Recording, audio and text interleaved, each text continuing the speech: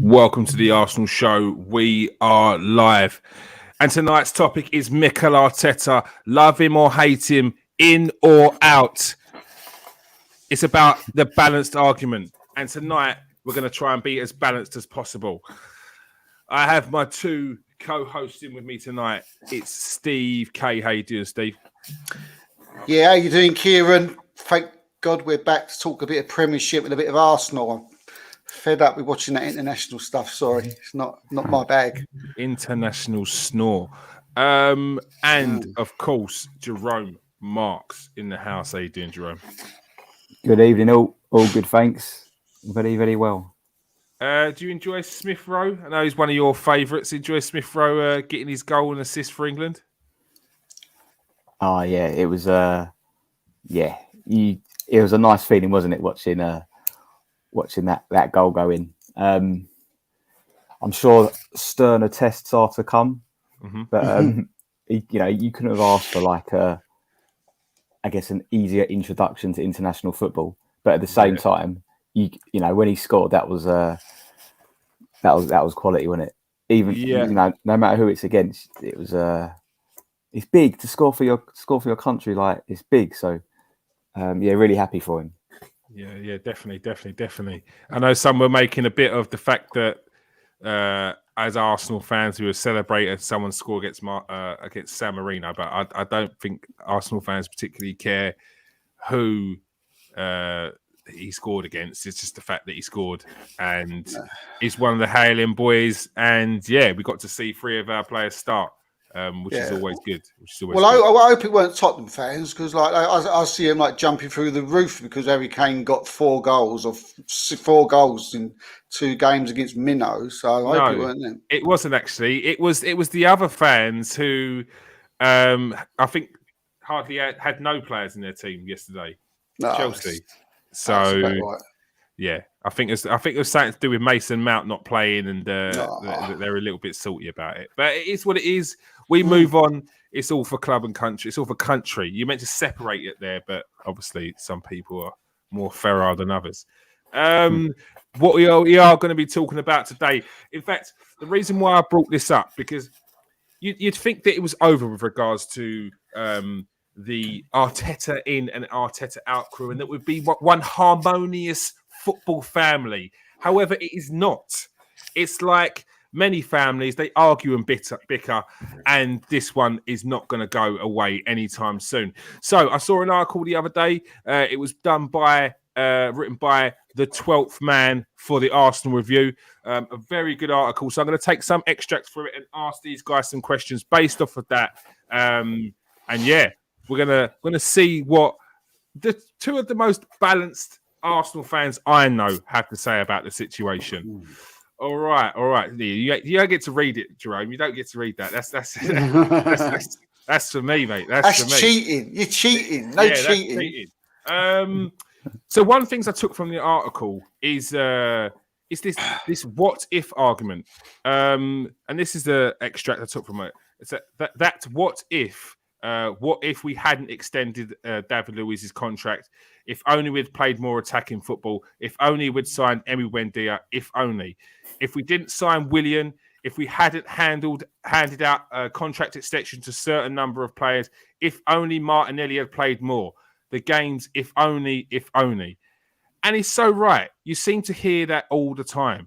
It's past arguments where people will try and bring it up again. If only.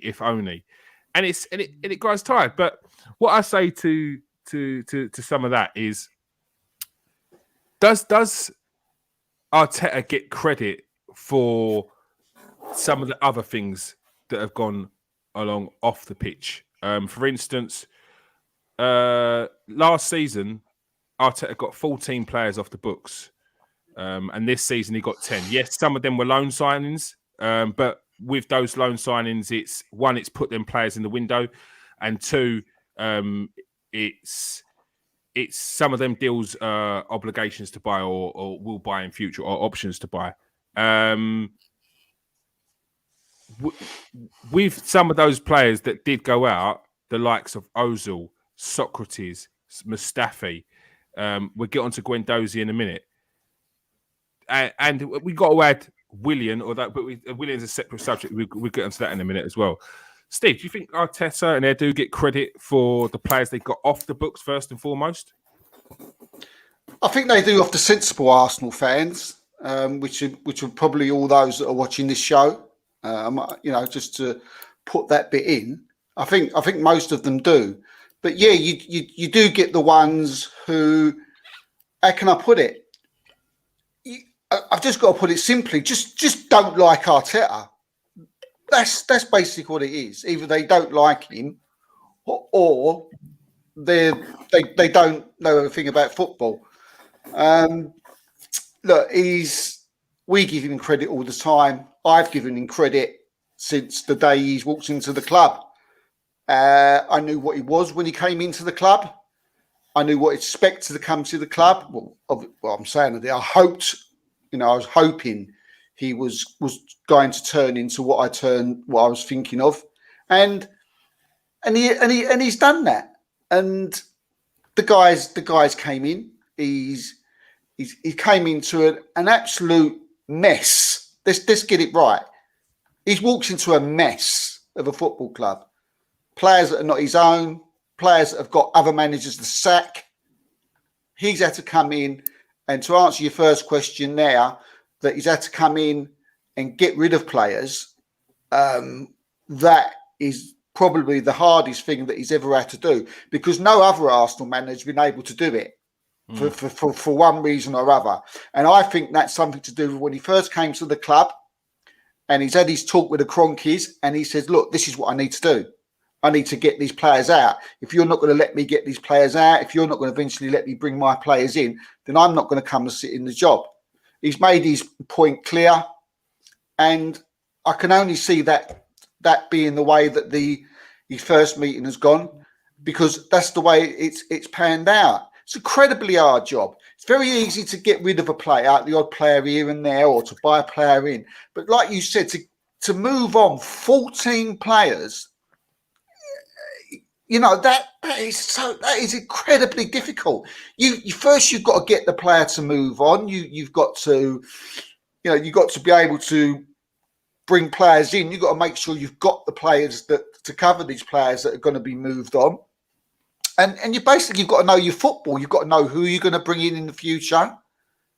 And he's got it. He's got it spot on. I mean, there were some players that we didn't think maybe that, we thought maybe he should have kept.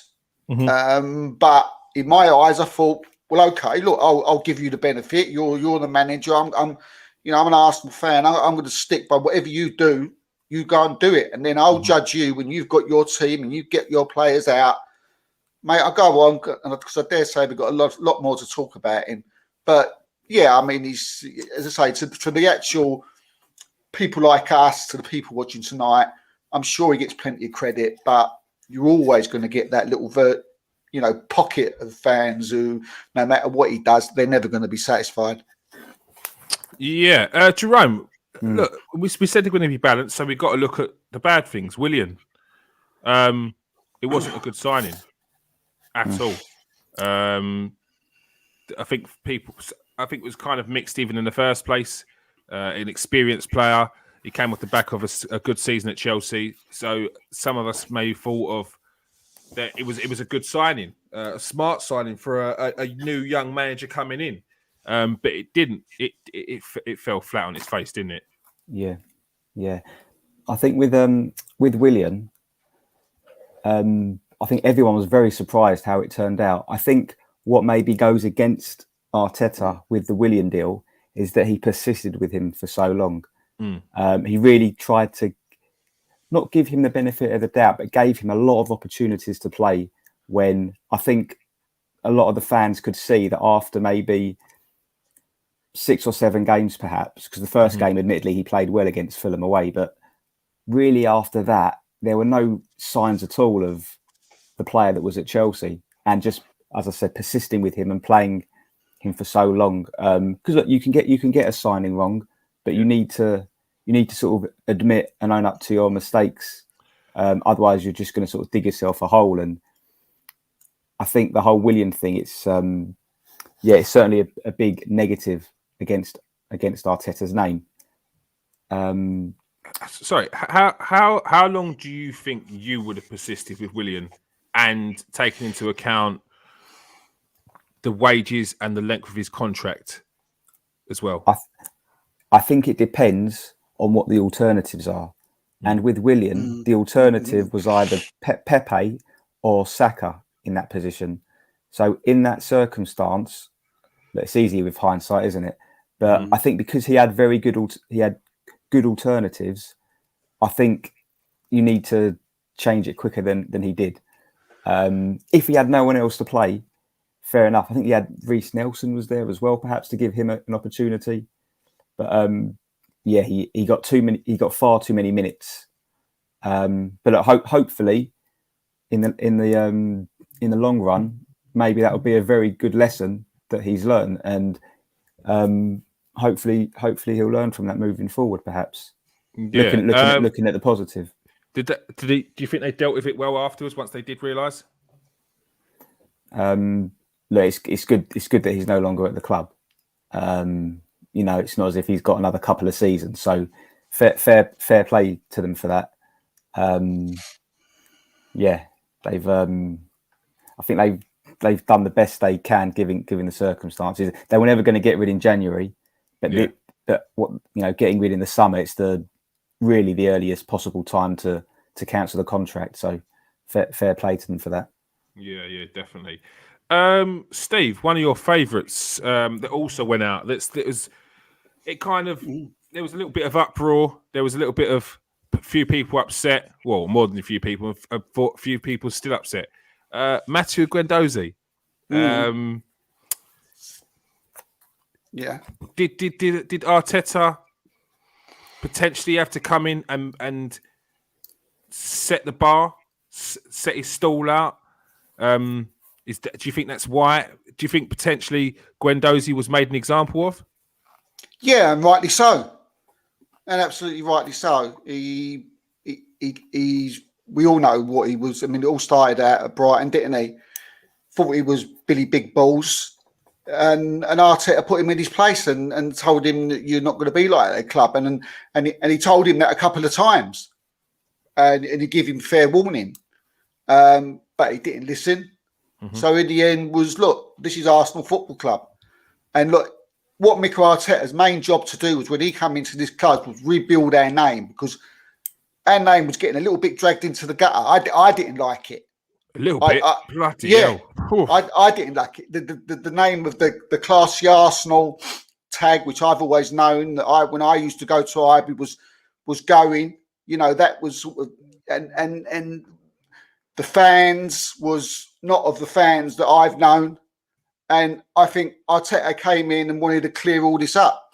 So what you can't do is having a young player thinking they're Billy Big Bollocks coming in and thinking they know it all. So, I know people rated him. I didn't rate him. I still don't rate him. I still don't know what he did or what he ever did as an Arsenal player. He ran around a lot, got stuck in. Do I remember him making goals? Do I remember him doing anything? All I remember is him causing problems for Mikel Arteta and the backroom staff and making us look stupid in the newspapers. So, totally done the right thing. Get him out. Jerome, what's your thoughts on Guendouzi? Because I know there's still a lot of people that are annoyed that he's going to go at the end of the season for 10 million, that he could be an asset for Arsenal, that they could still bring him back and he'd be a player. What's your thoughts on him? I think they've it all depends how highly you rate him. I think he burnt his bridges with Arteta, didn't he? And I guess there was maybe no way back. Did you read the stories about it? What about when they were in Dubai? Yeah, and then there was the Socrates thing where he refused to apologise as well. Yeah. It's what do I think? I'm a bit with Steve in terms of I'm not convinced by Guendouzi. I know he's got a lot of potential, but I'm I'm not too sure about him as a player. I don't know what type of career he's going to have. It's a shame because it's not just from a purely football point of view to have a young player who's obviously got some ability and has got potential. Yeah. You want to sort of see where they can go, but if he was an amazing talent and you think this guy is going all the way to the top, then maybe it gets handled. Maybe it gets handled a bit differently, perhaps. Yeah. But when you're young, you've only been in the league for a year or so, and you start acting up like that, then, and the manager's very big on discipline, isn't he, Arteta? He came in, said he had his non-negotiables, like, you can't don't muck about with him. You got to be on your best behaviour, really. Yeah. And I think that's what it is. I think we've all been in the class when the substitute teachers come in, and we want to still be the class clown and still muck about, and then maybe not you, Jerome. I know you was probably when I'm doing the hosting, he's all right. It was always 100% was not Jerome. It was me I'm talking about. Sub teacher comes in, he wants to mess about, making laughs and jokes. Hey, I'm the champion. They just went, no, set an example. And in my eyes, I think that's how you got to do it. Obviously, he would have known the circumstances in the club, the ill discipline here and there, changes from when he was in, which he would have seen. I think every player that's gone back to Arsenal has said that when they've gone back and seen the club now, they're like a bit disappointed and surprised at how the discipline is, and it's completely changed, and the atmosphere around the club, it's not what they were used to. And obviously with the Ozil situation, if you're going to walk in and a 19-year-old is going to be dictating who, what and where, and is going to start messing around in a time when you're not meant to, like, everyone has a laugh and a joke, but there's a time and a place for it.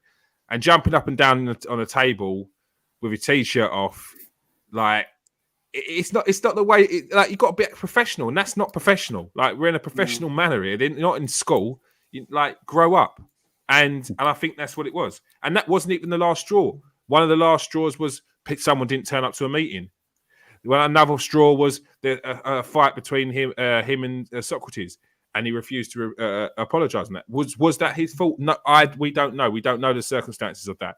However, if it's to the point where the manager is not allowing you back into the squad unless you apologise, there's something inside me that maybe thinks that there's a little bit of part to play on your fault, and you should look at yourself in the mirror. And if you're not willing to save your career at Arsenal, then really that's pride over the club, and we've got no place for your pride over the club's in that situation there. So for me, Guendouzi, that was a non-negotiable, and he had to go. And it's good that he made an example of him, because everyone knows now that none of that rubbish is acceptable. The youth players know that none of that's acceptable, no matter how you good at 19.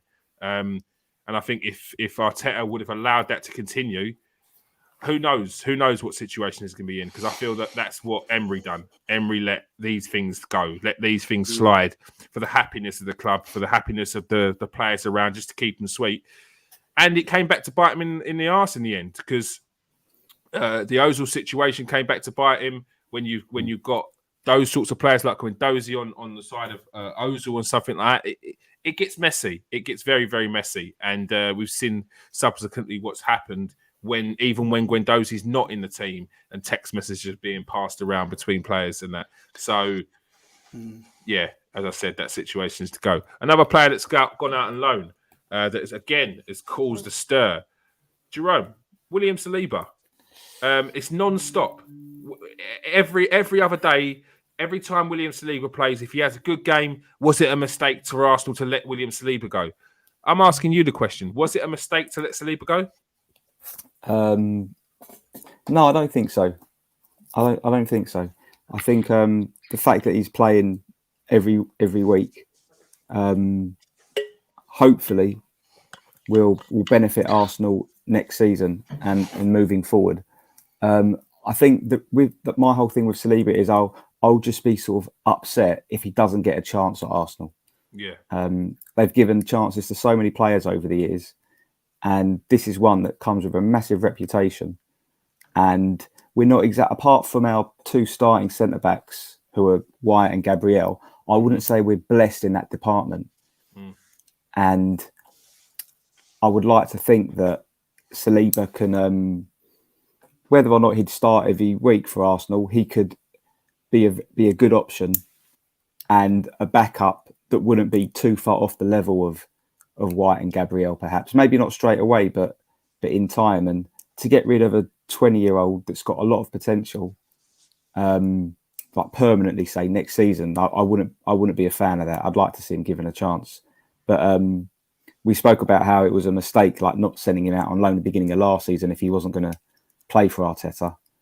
But no, I think this season I wouldn't say it's a mistake sending him to Marseille, because he's not going to start, is he, at the moment? And at least he's playing regular football, which we always say. These players, they need to play regular men's football, and that's what he's doing. So don't mind that. Yeah, don't mind that. Steve, do you think Arsenal are shipping out Saliba to put him in the shop window, or with a view to bring him back for Arsenal? Look, if you look at it from a club's point of view, from a business point of view, people might not like to read it, but there is probably a little bit of both in that. They probably are looking at, if they Marseille all of a sudden come up and say, we'll give you 30 million or something like that. Which is your money back plus 5 million. And then there could be a possibility. But as for like, was it the right thing? Well, his performances for Marseille tells you it was the right thing. What would he be doing otherwise? He'd be sitting on the bench. He'd be sitting there with Holding. He'd be playing in the Leeds game. So for me, it's just a no-brainer, and he's doing well. And what people have got to remember, that when you are seeing him, he's had another great game. People shouldn't be saying that he should be here then. No, that's the total. You look at it in the wrong way. The whole point of him sending him as a loan, so we could see people say, well, look at him. And he's doing well. And it's great. We've done the right thing sending him out on loan. Not, oh my God, see, we should have had him back. He probably would have been playing at this level if we would have kept him there. So I'm just going to get onto the new signings, but one of the key things that people are saying is, why spend 50 million on Ben White when you've got Saliba there, and you could have spent that 50 million on potentially another player in the team, maybe a midfielder or a forward? Go on, Steve. Well, personally, Ben White's better than Saliba at this moment in time. He's an England international, and he's got a lot of experience. He's played in the Championship, and for me, he's a much bigger player and a lot more. Season in the Premier League as well. Season in the Premier League. I've mentioned many a times that I've watched him in the Championship quite a lot, and I've watched him in Brighton, and it's a no-brainer. He's an England international. That's why they haven't. That's why he's out on loan. Otherwise he'd be in the side over Ben White. If Saliba was playing in the French national side and he was been playing in the Premiership for the last 3 years or playing in the French years, they wouldn't have bought Ben White. That's how it works, people. But as far as a midfield player. Yeah, you could have gone and bought a £50 million midfield player. We could have done that. But Arteta's proved to us all that that's not what we needed to do. We've got midfield players. He's gone out and bought Lokonga, who was for 15 million. He's looked at him and said, right, I don't need 50 million. I'm looking at this kid here. I fancy him. I'm going to bring him in. I don't need to buy 50 million. Our defence needs sorting out more than anything, and that's why he's changed that whole defence. The whole back five is completely changed. So he's bought. That's why we didn't bring another midfield player in, because he had a good scouting, whether it was him or whether it was someone else, and they say 50 million, and thank God he did. Yeah. Jerome, can you complain with any of the signings he's made this summer? Nah. not only can you not complain, you got to be like, at the moment, give them loads of credit and be really pleased with them. So before you go on, Ben White, Martin Odegaard, Aaron Ramsdale, Takahiro Tomiyasu, Albert Sambi Lokonga, and Nuno Tavares, total of around 150 million. It's not bad, is it? Amazing. When you look at it now compared to what we was looking in the summer, you'd probably double your money on Ramsdale already after 10 games. Tavares, that's about 100 million, isn't it? Now, we probably never thought Tavares would play. We thought we'd probably hardly ever see him.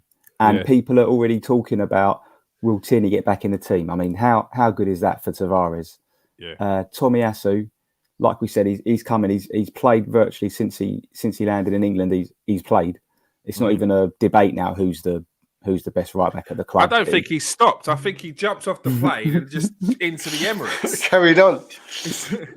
Yeah. Lokonga, fantastic. I don't know if you saw. I don't know when it came out, but Company spoke about him recently. Yeah. Did you see that? Saying that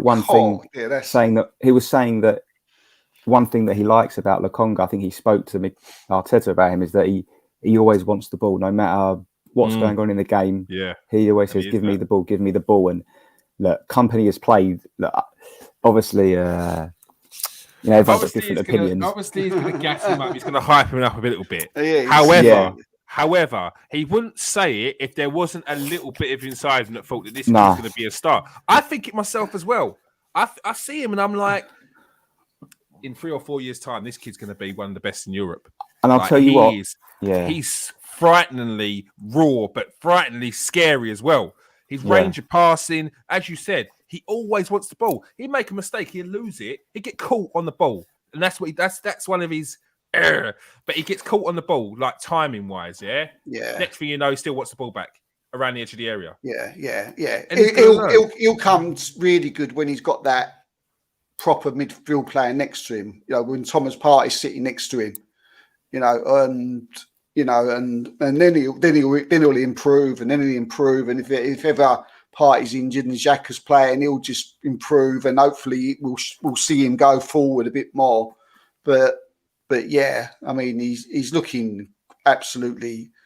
When we first see him, we was impressed, wasn't we? And he's in the side, and he deserves to stay there. And but I'll tell you what, one thing as well, what I've noticed as well with Arteta, that he's came from Man City, he's came from Pep. We all know how Man City play, and one thing with Man City, what Pep taught them is that everybody wants the ball. There's not one player in the Man City side that doesn't want that ball. You're watching them on a weekend. Every one of them is saying, like, give me the ball. I want the ball. They're all buzzing for it. And I'm seeing that with Arsenal. Everybody wants the ball. They all want it. Odegaard wants it. Lokonga wants it. Tomiyasu wants it. They all want it. The only two people who seem a little bit scared of it is our forwards. But everyone else wants it.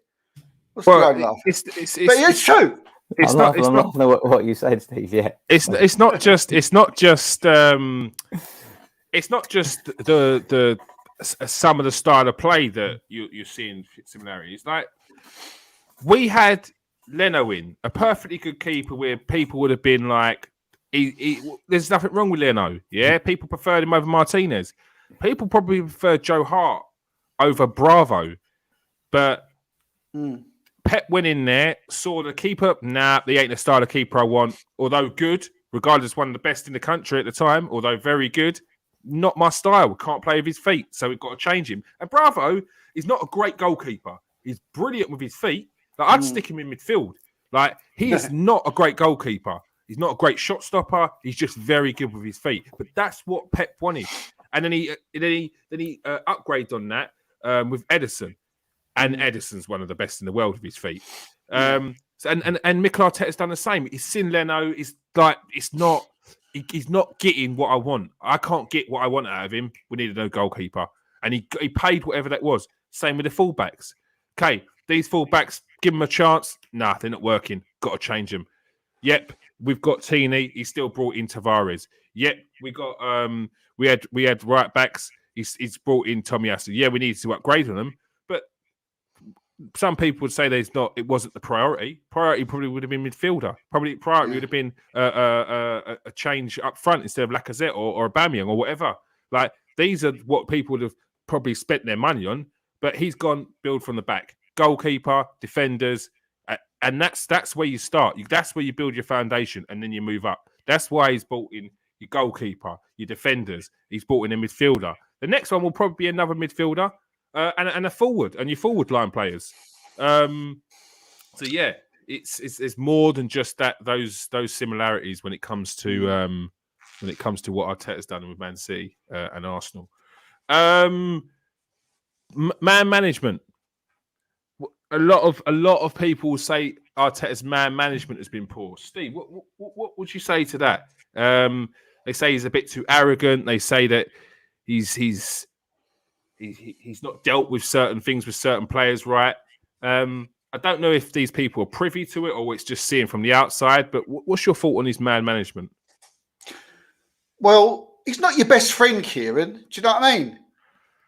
He's not the player's best friend. He's not one of these managers like you mentioned a little while ago, like Emery. You know, like, yeah, I'll be your mate. You know, come, let's go and we'll sit down, we'll have a laugh. Mm-hmm. That's not him. You know, he goes out there on that training pitch. You do what he says. If you don't, you know, you hear from him. Like Jerome said earlier, you trust his process. If you don't like it, you can go and do one. So there are going to be players, there are going to be people who are not going to like that. And the first word they're going to use is arrogant. Mm-hmm. Personally, it's not the word I would use. The word I would use would probably, I can't think of a word, but that is the certain person I want. It's the same as Pep. Again, he seems to have learned off of Pep. He seems to be morphing into Pep. Pep ain't the footballer's best friend. You know, you always see it. You see the coaches he's got round him. You see them being their best friend, talking to them, chatting to them. You see on the documentary, you see how they was, but you never see Pep. He was always away, you know. And again, people will say Pep's arrogant. Mourinho's arrogant. You know, all the top managers, all the people I think that, you know, end up being a top manager. All right, Klopp may be a bit different, but yeah, management. What do you mean? What's man management? Is he people's best friend? No, he's not. You know, can you knock on his door and have a cup of coffee? No, you can't. He's got coaches to do that. He's got staff to do that. So yeah, I'm sticking a lot through. You might find something I don't like about him in a minute. But yeah, I said balance, Steve, and so far you just agree with everything you say. Well, I can't. I have to say what I see. But again, right. It's like right. if we need a manager who's going to be your buddy as well, then no, he's not a good man management. No, he's not. But personally, I like the way he is. Jerome, is there a fine line between putting your arm around a player and being a walkover? Yeah, I guess because he's only recently finished from playing, it might be slightly harder because he's obviously, especially with the likes of Bellerin, like he was probably a good friend of his. Mm-hmm. Maybe still is, and then to go from that to be, shared dressing room with him, and then to go from that to being Martinez as well, probably, although maybe wasn't playing as much, but to go from that still around the squad though, isn't it? Yeah, like we're forgetting that he hasn't done this job for that long, and probably man management is probably the hardest thing. Yeah, to sort of get right. I mean, managers in the past that are lauded for the man management are like managers that have been around for donkey's years, like Harry Redknapp, great man manager.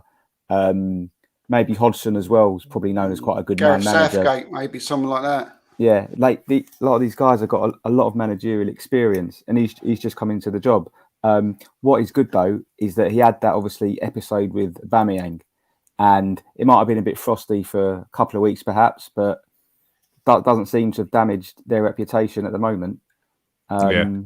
So he hasn't fallen out. He hasn't really fallen out with players that you wish were still at the club, perhaps. Yeah. Look, he's their boss, isn't he? He can't be nice all the time, especially when the results are no good. But it is nice to see. I do like watching the reaction after the games when they've won and he's going, he's hugging the players. Like that's really nice to see, isn't it? Yeah, exactly. And that's building a bit of a relationship with them, and that's creating good sort of moments of good memories as well. And I think this man management, it will come over time. He's just he's learning. He's on the job, isn't he, Arteta? And another thing, you're gonna pick up traits from managers that you've worked with. So if he's worked with Pep, he's worked with Wenger, he's worked with Walter Smith, he's worked with who was the other ones? Come on, use footballing knowledge. I can't even David Moyes. So he would have taken traits off of them. So and they're not bad man management, but as you said at the start, he's not been in there long. So again, it's that fine line. If he goes in with the years of experience that trying to go in with the years of experience that they've had, which he hasn't got himself, and doesn't get it right, and is maybe softer than what people think or whatever, then you've got. It's very hard to come back from that. Very hard to come back from that. That's why I feel like he went bang. Full scale war, and then I'll rein it in slightly, rein it in, and then you know that if you don't abide by the rules, we'll go back to that, and no one wants that. So it's one of them. I can be your best friend or your worst enemy, which was always weird when a teacher said that because I'm a kid, mate. I never want to be your best friend. But even those players you mentioned there, his friends, you would never have known it, would you? I mean, Ozil, he just dumped. You know, he was never playing him. It wasn't like it was. And then Bellerin, did he play Bellerin? He gave him a chance. Martinez, we all thought Leno, but we kept screaming for Martinez. Was harsh. Martinez, you know what I mean? Harsh. There was what I'm trying to. It's sort of like he's not one of them where I'll play you for the sake of it. Right? It gives people chances. I get that. It would have been easier. It would have been easier to play them than not. That it would have been easier. So he's not dealt himself an easy deck there. He's made it hard for himself. And he knew that once he'd maybe lost that trust or maybe made it clear that this is not about friendship, this is about my job and making sure this club moves forward, it's very hard to go back. Very, very hard to go back. Many have said that Arteta's crickets have announced that the start of the season, we must be in a European place by Christmas or he should be sacked. Jerome. This is all stuff on Twitter. Jerome, say, are we on schedule? God, who said this about? His critics. His critics said that. The same idiots you probably didn't like him when he first came in. He should be sacked if he's not in a European spot by Christmas. Does that mean like Christmas Day or like in and around Christmas? Is it Boxing Day? Is it like what if we're Christmas Eve? What are we talking about? What if we're 1 point behind the European place with a game in hand? Does that count? Like these are stupid. I dread if we are, mate, because I'll stay off Twitter until the new year because I'm not down for that. These people are waiting. They're like vultures circling. Yeah. It's everywhere, man. It's everywhere. Like, although we may feel that the rational person is this and the rational person's that, there's a lot of people out there that still are either, nah, I'm not sure. And that, for me, if you're, I'm not sure, like, waiting to see this, waiting to see that, that for me is a bit like, I feel like you're waiting for a mistake. Then there's the people that are, but could you imagine if there was a better manager? And we'll get onto that in a bit. We're going to get onto that one in a bit. And then there's people that are just like, nah, I don't rate him. I don't want him there. But they won't give you an out. They can't explain you why. They can't tell you why. And then there's the other people that are like, I don't want him there, and I don't want him there now. Like, so, and there's some people that are like, I don't want him there, but because he's not going to go, I'll just put up with it. So, on schedule?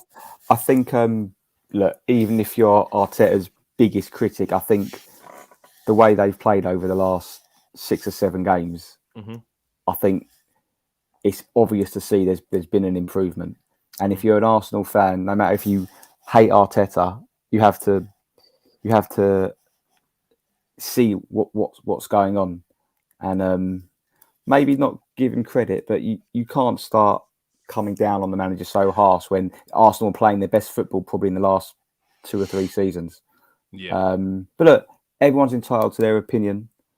But no, they ain't. But you're entitled to your opinion, but just because it's opinion, it doesn't mean that you can't be wrong. Exactly, doesn't mean to say it's not a bad opinion. Bad opinion. Yeah, it's a bad opinion. It's I think to set targets like that, it's meaningless. I mean, when Arsenal won the league in '98, we were miles behind United at one point. I think some of the bookies had already started paying out on United winning the league, and that was even before. I think that was about Christmas time, actually. Jerome, we've seen it many a time, especially of all our ages. We've seen the Man Uniteds, the Arsenals come from 12 points behind, 10 points behind. Oh, it's Man United have got it in the bag. All of a sudden, they're thinking about they've got it in the bag, and we're thinking about we just need game by game, points. We need 3 points. And that's what wound me up about a few years ago when this whole uproar first started, because I think it was after the Everton game or the Man City game. We lost to City and then Everton. Lukaku smashed us up when he was playing for Everton, and it just went off. The season was over. We're done, and it was like, whoa, we're like 4 points behind. Like the season's over, and it was just like that was it for everyone. Everyone had given in as fans, and that was one of the most disappointing situations there. It's like, we've been here before, boys, where we've been 10, 12 points behind and we've pulled it back. So, yeah, it's times like that where you just want the fan base behind you. Last but not least, one of the most important things, player development. Some would say that Mikel Arteta has hampered the development of Martinelli and Pepe, whilst on the flip side, saying that the likes of Elmwood Smith-Rowe and Saka were always destined for stardom. Is this fair to say, Steve, or is this a skewed argument? No, it's just the people trying to find another excuse to have a go at him for.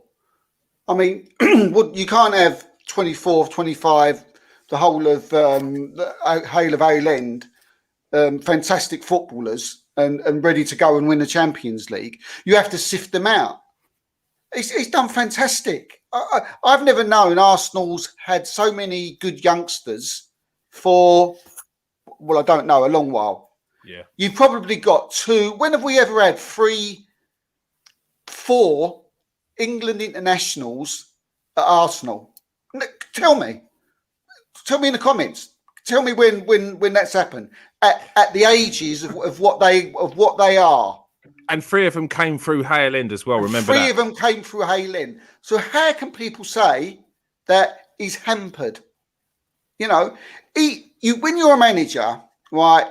You put people on some kind of trial. He said, when you buy an Arsenal player, you prove to me that you're good enough to play for Arsenal. Mm-hmm. Yeah. And I'm sorry, but Pepe and Martinelli haven't. In the early days, Martinelli have, and I'm willing to give him a buy, and Pepe to a degree. But if they haven't taken on the mantle, then there's 3 or 4 others that are. Mm-hmm. So how can you say that Arteta's hampered them? Because you've got so many youngsters now in that Arsenal side. You've got Martin Odegaard. I know he didn't come through Ireland, but he's still young. You've got Saka. You've got Emil Smith-Rowe. You've got Ben White. You've got Tavares. You've got Lokonga. Ainsley's still there. Ainsley's still there. These people, these are all kids. Mm. If Martinelli hasn't come on, and Eddie Nketiah has done well, really, to a degree. But I'm sorry, people, Gabriel Martinelli hasn't done it. I know he's had a few injuries, mm-hmm. but you can't have it all. You can't have every single player. We all know that we all like Martinelli, everybody likes Martinelli, and as you said last week, I think we see people got their pictures of Martinelli on their profiles and all that. But I'm sorry, he hasn't done it. I still think he's got the quality to do it, mm-hmm. but for me, he's got to back his ideas up because the others have. So, no, development, No, I think he's done well, and everybody can't fit in. Even with Liverpool, they've got a load of good youngsters. Man United have got good youngsters. Not all of them are fantastic. Some of them just get sent off to championship clubs, or you don't see again. It happens everywhere. You can't expect 9 Highlanders or 9 players under 21, under 22 to all of a sudden be Champion League class footballers. No. Yeah, 100%. Jerome, I know you've seen a few of the youth players, and quite a few of them are now training with the first team. The likes of Mikel Aziz has gone out on loan, Charlie Patino, Amari Hutchinson, Kiddo Taylor-Hart, Salah. The list goes on. Do you think he'd get credit for these players? Mind you, I think two of them I said he brought them in himself. Which get credit for which players? The likes of Salah coming through, who he bought himself. Kiddo Taylor-Hart, who's now training with the first team. Amari Hutchinson, who's also training with the first team. Patino, 17, training with the first team. Aziz, who's had European games last season, is now on loan at Portsmouth and scored the other day. I'm going to get a full article with John T. Coltman, who is the correspondent for Portsmouth, out soon after Christmas. Don't worry about that, people. Well, they haven't, they haven't played in the first team yet, so let's wait and see. But if he does start to blood some of them in, then he will be due credit, and I think he is. I think he should get credit for the way he's handled Smith Rowe and Saka. Do you think some would say Smith Rowe, he fell on his lap, he had no choice, he was always coming through? Do you think that's fair? I can see that trail of thought, but you've still got to put your faith in him and pick him over other senior players, and manage him in the right way, especially with his injury record as well. Martinelli is a funny one because I think Steve's right, and everyone loves Martinelli. He's probably a fan's favourite, but I don't think Arteta really knows what to do with him. I don't think he really knows where to play him. What to do with him? Does Martinelli know his best position? Yeah. I don't know. It's a really weird situation. I hope so. I think if he can get the best out of Martinelli, I think that'll be a massive feather in Arteta's cap, because there's a guy there with obvious talent, but it's not obvious where he should play or how he should be played. I don't think anyway. What would you say his main trait is? I think it will be. I think it will be scoring goals, but I think when he plays from the left, he's got too much to do. I don't like seeing him stuck out on the wing, but that seems to be where he's being played. Is he a central forward on his own, when people play one up front? No, probably not. No. Could he be an amazing striker in a 4-4-2? Possibly, but I don't know. It's a really weird situation. I hope it doesn't get to the stage where he leaves because we don't really know what to do with him, because he's obviously got a lot of talent and he's loved by the fans, and to be loved by the fans, you can't only just be a likable person. The fans can see if someone's got ability. He's shown it in glimpses, and to get the best out of him, I think that's one of Arteta's biggest challenges, to be fair, is Martinelli. Yeah. I think there's a lot of potential in Martinelli. It's just, for me, it's just finding that position. And once he gets that, I think he'd be a good player. But with the noises that keep coming out, with his agent dropping statements like he's the first one at training, he's the last one to leave, that to me is like a dig. What does that mean, though? What does that mean?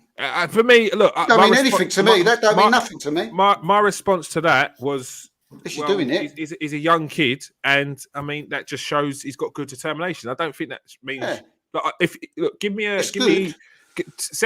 I'll go down to Arsenal, and I'll be the first person there, the last person to leave. Exactly, Trust me, but that don't mean I should be playing. Exactly, that's my point. Yeah. All right. So, that is the article on that one. As I said before, you can go and check this full article at thearsenalreview.com. The writer is TheTwelfhMan. You can find him on Twitter under TheTwelfhMan. Very good review. I know he's just come out with another one today. I think another one on Arteta, actually, or maybe just Arsenal in general. So go and check that out. Give him a follow. Give him some support. All right. Before we go, we're going to quickly touch on the interview with Josh Kroenke. I've got a few questions to ask you, please. As we know, the situation with Josh Kroenke, with the Super League, with the promises that we had previously, and they feel like they've been broken. So it was asked about bids. We're not even going to bother with that one. One of the main things that came out of the conversation with me was he keeps on saying that they've only had Arsenal since 2018, and it was very much of the tone as like, yeah, like, just remember we've only been here since 2018. Look what we've done since then. But as Arsenal fans ourselves, we know that the Kroenkes have been involved at Arsenal a hell of a lot longer than 2018.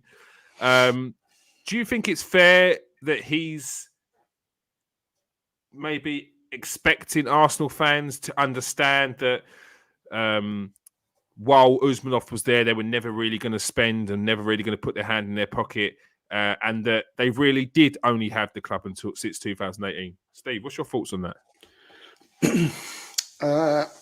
No, I don't. I listened to or watched the interview, and to me, I don't trust the bloke.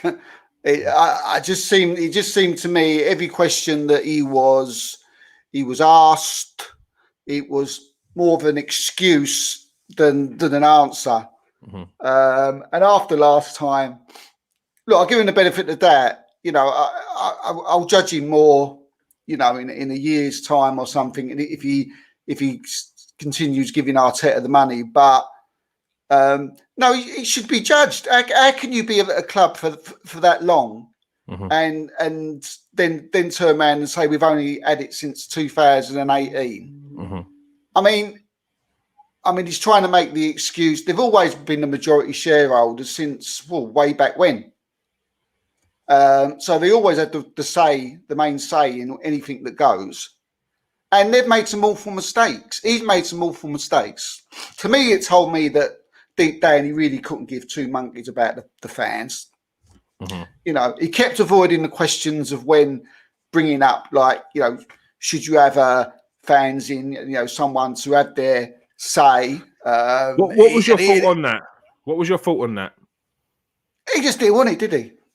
I just think that it was more like, nah, you don't know what you're talking about. The people who won't know what they're talking about, or either they're going to ask for things that we ain't going to be able to give, and the things that the fans are going to ask to give, if they're on that forum or whatever it would be called, the golden chair or whatever it is, would be things like football things, like, look, we need transfers. We need defenders. We need this, and for them not to be able to say that, you know, we can do that.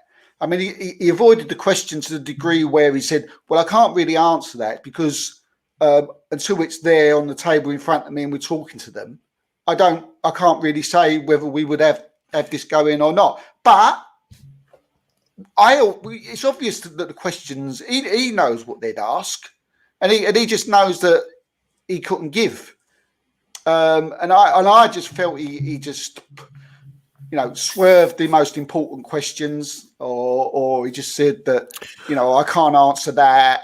And what do you think was the most important question that he swerved? The one about the fans, because that's the most important question to you. The fans is the most important thing of a football club. Yeah, but so that you thought that was the most important question. I mean, you'll probably say something, and then I'll probably nod and say yes. No, this is not like a teacher saying, "Oh, you thought this was, and you're wrong." I think it's what's the word I'm looking for? It's your own opinion. That's not the word I'm looking for. I think every single question that Jeff Shreve asked when it was to do with the fans, he swerved. or he didn't answer, or he said, "Well, I can't do this, or I can't say that." And when it came to the thing about the European Super League, we won't. As you said, we won't go into it, but we all know what he wanted. I mean, that he just lied, and but the main thing that it seemed to be that he was just trying to get on people's side, and he should have stuck to basketball. And another thing, just one thing, he's trying to compare the two. He said there are sort of similarities when we do like our other sports and football. No, there's not. No, there's not. I mean, that's the reason why he put us in the Super League, because he wanted us with this no league and up, no down. He thinks there's some kind of similarity. And why he's thinking like that, and why he doesn't want to talk to fans, for me, he shouldn't be there. But he is. There's not a lot we can do about it. Jerome, what? I'm going to ask. I'm going to skip all that. What was your take on the interview? So yeah, I watched it earlier. Maybe he's maybe Josh Kroenke has pulled the wool over my eyes. But to be honest with you, I quite enjoyed the interview, and I came away from it quite liking a few of the things he said. Maybe it's all PR.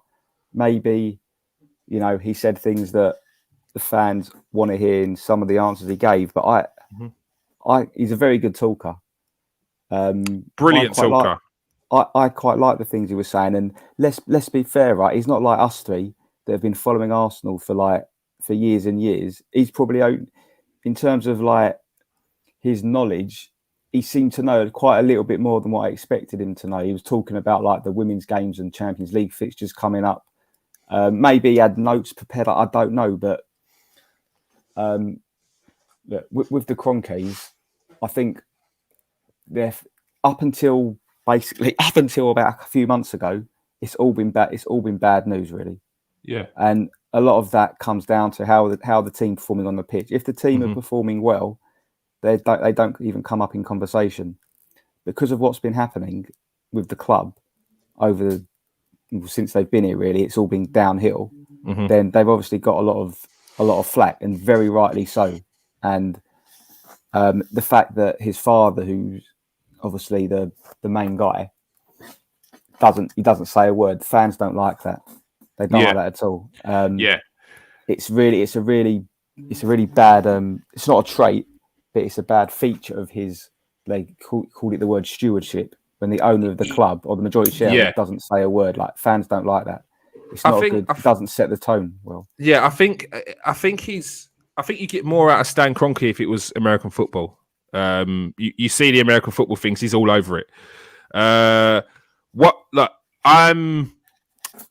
I'm erring on the side of caution, but more to the side of Jerome. I've watched Kroenke's talk for however long. I don't trust what they say. However, if I'm going off of what I've seen this season, I can't complain.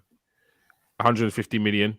There needs to be a hell of a lot more, and it needs to continue over January. But I don't think we're going to get much in January. But the summer, more importantly, definitely the summer, and that's for me. This is the most important time at Arsenal is now. And that's not just that needs the backing of the Kroenkes, and that needs to make sure that Mikel Arteta is bringing in the right players as well. One thing he says is the supporters should continue to expect the side to compete with the best in the Premier League and set out the club's strategy to make that a reality. Arsenal fans should expect the best. That's what they've expected throughout the history, and they shouldn't change it. That needs to follow through. I need to see them come out and spend money come the summer to make sure we are continuing to progress, back in the manager and getting the players out that we need to get out as well. He's a very good talker, and I don't think we can ignore the fact that he is a little bit of a mouthpiece for his dad as well, because he's not having the final say on these things. It's a consortium, or it's a group. It's not just Josh Kroenke. Josh Kroenke doesn't run the club. He's like the spokesman for the Kroenkes, and that's why he's there, because Stan Kroenke ain't talking, but Josh Kroenke's talking, and he does it very well. But he just needs to follow through with it, because I've heard it all before. The argument to say we've just had it since 2018 is a bit arrogant, because as fans we weren't to know, and to expect us to just brush that off and think that everything's going to be fine and dandy is a bit naive on his own part, and a bit short-sighted with regards to thinking that it was obvious. That's one thing that annoyed me, because it's like it was obvious we were not going to spend. Was it obvious? It wasn't obvious at the time when we had two of the richest people on the planet both in one club combined, and we thought we were going to be taking on these clubs like Man City and Chelsea, but instead we were buying Andre Santos and Givino and these sorts of players. So that's maybe. Go on. Yeah. I just felt he was taking credit for nothing it's not from what he's done. That's how it came. He was taking credit for like the youngsters, which is nothing to do with him. That wasn't his doing. The youngsters coming through. We could say about the money that he gave us some money, but for me, that was all about Mikel Arteta going and get the right players. I mean, I doubt if Josh Kroenke didn't have a clue who any of those players were. And to be honest with you, we didn't really, did we? We didn't know who Lukonga was or Tavares was. And we were saying at the beginning, like at the beginning of the season, that this wasn't enough money. He hadn't backed us. We're I don't know about 150 million. I don't know about 150 million not being backed. I'd say that we need to continue it. I wouldn't have said. Yeah, that's what. Yeah. I'd say we need to continue it throughout. Like, it's not like this ain't it. This can't be it. Was what I was saying. This can't be it. It needs to continue. Like, we need to be doing this year on, year out. But you didn't know at the beginning of this. We didn't know, did we? When those players come in, that they was going to be what they are now. You can't say that. No way. No way. No chance. It was only Mikel Arteta who knew that, and Josh Kroenke certainly. And we still need a lot more than what he's given us. 100%. And I just felt he was taking credit for stuff that giving the benefit of the doubt. And if like you said, if he carries on giving the credit, I'm a little bit thingy than probably used to, guys, for the reason that I've heard it all before. Yeah, and I'm not taking it in until I see him continue, like you said, because that speech that he did that I watched was exactly the same speech as what I heard when it was the different knock, knock, knock. And I was all going, oh, that sounds good. That sounds great. Oh, yeah. Then he's saying well. Then he speak well. Yeah. I've heard it all before. And when I've heard it before, I need to see him, like what you said, Keir. I need him to see this continue. And then I'll put my thumbs up and I'll come in here and I'll put my two hands together and give him a big clap and say, well done, you turned it around. Yeah. Definitely. This one blows me away. The Kroenkes weren't going to spend whilst they didn't have full ownership. It's like sharing a house. You don't want to do it up for someone else to benefit. All right, yeah, but you can sit and squalor while your pipes are burst, your house is freezing, the food's all mouldy. Like, what are you going to do? Like, to patch it up with a band-aid, mate. Like, that's not how it works. That's not how it works. And to expect everyone to understand that, whilst at the same time, look, I just had to ask Russ, at that time when Arsene Wenger was getting absolute pelters for not spending money, when Arsenal went out and only bought Petr Cech when they needed 2 or 3 other players, was you sounding out this argument at that time to everyone? When they were saying Arsene Wenger never spends, was you saying, oh, well, look, the Kroenkes have got shared ownership. They're never going to really put in money. So you've got to expect we do just bring in this one player, and we've got to hope that Arsene Wenger can pull it through with his talent. Like that was not the rhetoric. That was not what was going around at that time. It was never that. It was Arsene Wenger won't spend. Put your hand in your pocket and spend, Arsene. You're not willing to spend. And these guys sat upstairs and let him take that flack. They let him take that flack. And because he's an absolute gentleman and a professional, he was never going to turn around and say, well, actually, what it is there's a split in the board and they're not interested in spending while they're both in charge. So what we've got to do is we've got to hold out and, wait until one of them goes. That was never the way. That was never the thinking. That's why I'm so annoyed with the way he's like, well, it's obvious. Well, we've only had this since 2018. No, you haven't, mate. No, you haven't. Far from it. Far from it. So that was my gripe. All right. That's all we have time for. Thank you for joining us tonight, Steve. Cheers, mate. Thank you. And thank you for joining us tonight, Jerome. Of course. Pleasure. All right. We're nearly hitting the 1K mark. And when the 1K mark hits, I said something a little while ago where I said I'm going to take on Nathan at a penalty shootout. And since then, there's been a few people that have come back to me and asked me when this penalty shootout's happening. So I'm probably going to have to clear it with Nathan. But I'm sure you guys want to see if Nathan's still got it once we get to 1,000. So once we hit 1,000, I'll travel up to Nathan, don the old gloves on, and we'll film to see whether Nathan's still got it against the cat. The cat. Fully. And obviously, there's going to be some giveaways as well because the 1,000 is going to be big. That'll be. I want to see 1,000 on the subs. I want to see 1,000 on the Arsenal show page and all the other pages as well. Thank you for showing your support as well, guys. Glenn 10 in the room. Glenn 10, yes, Glenn 10. You always give a round of applause. Russ Morgan, thank you for joining us tonight, Russ. Go and hit that like and subscribe if you haven't already. You're not. You are crazy as hell. But thank you. I love you, mate. No. You're not yet. He always drops this message, which makes me happy. Where is it? This one. He always drops this one. Gotta love him. Gotta love him. He always drops that. So a lot of respect for you or not. Whatever your views are. We don't care. All right. Thank you for joining us tonight, people. If you are on Facebook, make sure you come over and subscribe to the channel. You can go back home to Facebook as well, but just hit that subscribe button. We want to get that magic 1,000. If you're on Twitter and you're watching tonight, come over to YouTube, hit the subscribe button on KS1 TV and the notifications. If you are new watching tonight, make sure you hit that sub. Thanks for joining us, everyone. Peace out. Stay safe and wash your hands.